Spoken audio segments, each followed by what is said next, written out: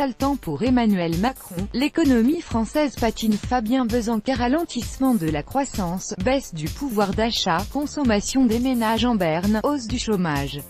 Les récents indicateurs économiques français ont de quoi donner des sueurs froides à l'Élysée. L'objectif de 2% de croissance en 2018 ressemble de plus en plus à une chimère.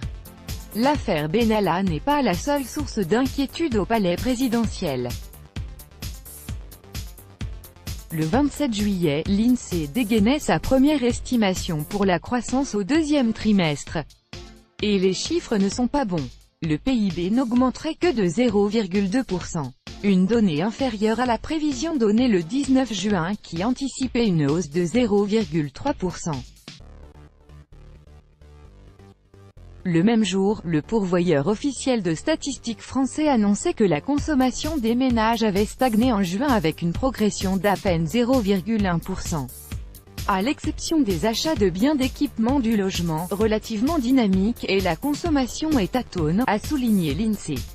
Auparavant, c'est avec une hausse du chômage qu'a dû composer l'Élysée. Le nombre de demandeurs d'emploi est reparti à la hausse au deuxième trimestre. 6 700 chômeurs, 0,2%, sont venus rejoindre les quelques 3,7 millions de Français en délicatesse avec le marché du travail. Après le beau temps, la pluie. Autre mauvaise nouvelle pour les ménages français, la baisse du pouvoir d'achat. Alexandre Mirly-Courtois, directeur de la prévision de Xerfi, le leader des études économiques sectorielles, s'est ému de cette chute dans une vidéo publiée sur la chaîne YouTube Xerfi Canal. La claque était attendue, pas sa violence, lance-t-il à la caméra. D'après ses calculs, au premier trimestre, le pouvoir d'achat du revenu disponible brut ajusté par unité de consommation a baissé de 0,5%. Un terme technique que l'on pourrait traduire par « ce qu'il reste aux ménages pour consommer et investir ». Alexandre Mirly-Courtois affirme qu'il s'agit du premier recul de cet indicateur depuis le deuxième trimestre 2015. Pire, pour constater une baisse plus prononcée, il faut remonter à la fin 2012. Le prévisionniste explique ces mauvais chiffres par un alourdissement de la fiscalité et une hausse des prix à la consommation, le tout dans un contexte de faible augmentation des revenus. Les hausses du taux de TVA sur le tabac et les différentes taxes sur les carburants ont sacrément gonflé la note, a-t-il souligné. Ces récentes déconvenues sur le front économique ternissent un bilan somme toute plutôt positif ces derniers mois. Le dernier trimestre 2017 avait vu la croissance augmenter de 0,7% et avant la dernière hausse, le chômage avait baissé durant 2 trimestres consécutifs. 2017 avait dépassé les attentes.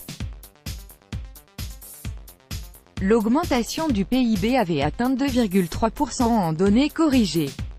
Un score largement supérieur aux prévisions. Qu'est-ce qui fait donc dérailler le train économique français? Pour Dany Lang, maître de conférence à l'université Paris 13 et membre des économistes atterrés, c'est la politique du gouvernement qui en cause.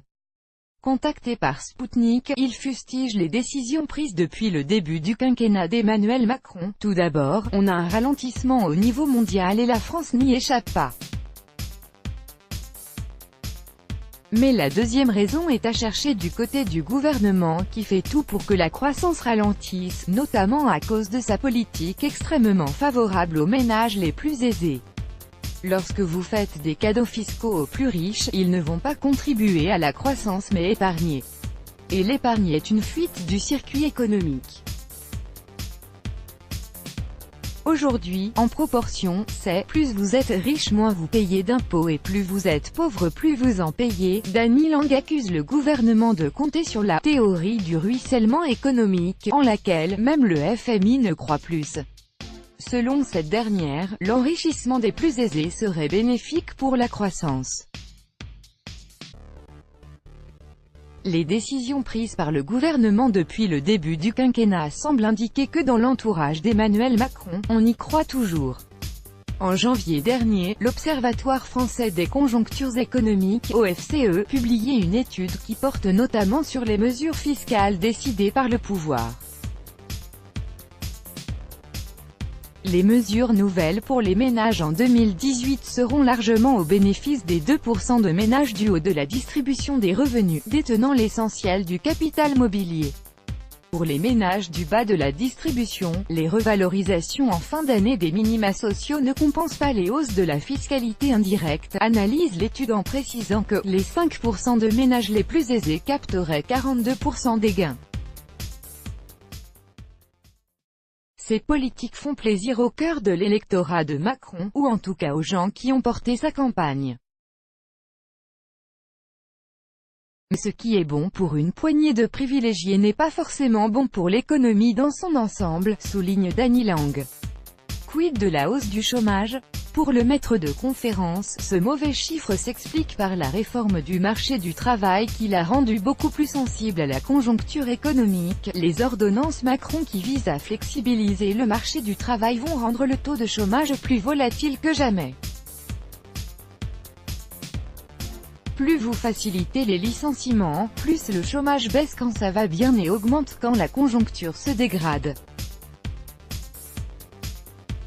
Ce qui, je pense, est contre-productif, car nous perdrons en compétences. Pas d'effet Coupe du Monde dans ce contexte. Le maintien de l'objectif de 2% de croissance en 2018 semble difficile à tenir. Selon l'INSEE, l'acquis de croissance pour l'année en cours, c'est-à-dire le niveau que le PIB atteindrait si l'activité stagnait d'ici à la fin de l'année, est de 1,3%. L'organisme public prévoit 1,7% de croissance pour 2018. Ce qui est un peu moins optimiste que la Banque de France qui table sur 1,8%. Reste que les deux chiffres sont en dessous des 2% visés par l'Élysée et Matignon. Ce n'est plus jouable, a affirmé à l'AFP Philippe Vechter, économiste chez Natixis Sam.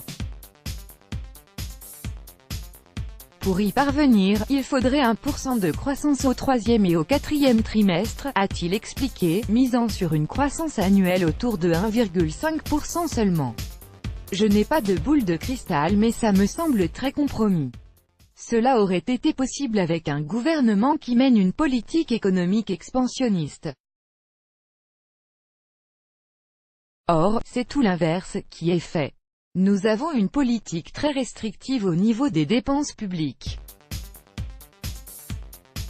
Aucun effort n'est fait en matière de pouvoir d'achat pour les classes défavorisées et les classes moyennes qui sont majoritaires, explique pour sa part Dany Lang. Où sont donc les motifs d'optimisme pour le gouvernement? Alexandre Mirly-Courtois en voit plusieurs. La suppression progressive de la taxe d'habitation ainsi que l'évolution de l'impôt sur la fortune vers une taxation sur la fortune immobilière pourrait, selon lui, conduire à une hausse du pouvoir d'achat de 0,8% sur l'année 2018. Même s'il reconnaît que ce chiffre représenterait une baisse par rapport aux 2 années précédentes. De plus, les investissements des entreprises se portent plutôt bien.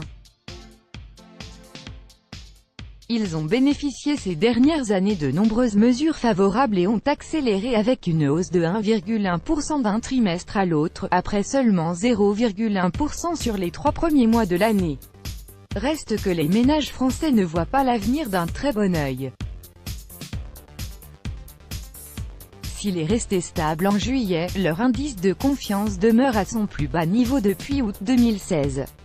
Les foyers de l'Hexagone sont particulièrement pessimistes en ce qui concerne la situation économique en général. Des craintes partagées par Dany Lang, tant que l'on restera dans ce schéma de baisse de la dépense publique pour baisser le déficit afin de satisfaire à des traités européens, on ne s'en sortira pas. La baisse des dépenses entraîne la baisse du PIB et donc une baisse des rentrées fiscales. C'est l'austérité contre-productive. Il faudrait au contraire appuyer sur l'accélérateur et lâcher la bride pour faire repartir la croissance. D'après l'économiste, le gouvernement ne pourra même pas compter sur un effet « Coupe du Monde ». Il a été complètement annihilé par l'affaire Benalla. De plus, nous ne sommes pas en 1998 quand le gouvernement faisait des politiques plus expansionnistes, analyse l'expert. Cette année-là, celle de la victoire de l'équipe de France dans sa Coupe du Monde, le PIB avait augmenté de 3,6% contre 2,3% en 1997. La consommation, 2,1%, et l'investissement, 0,7%, avaient dopé l'économie du pays. Une euphorie dont aurait bien besoin Emmanuel Macron.